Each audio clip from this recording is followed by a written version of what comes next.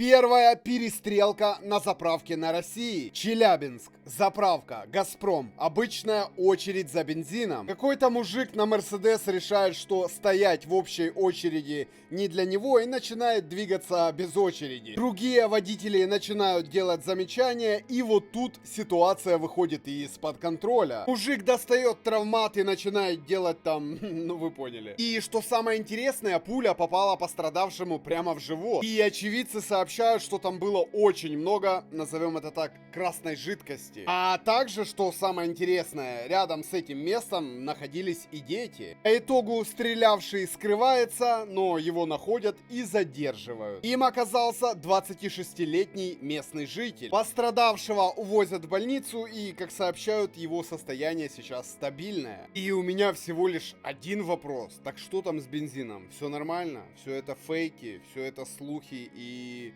паника?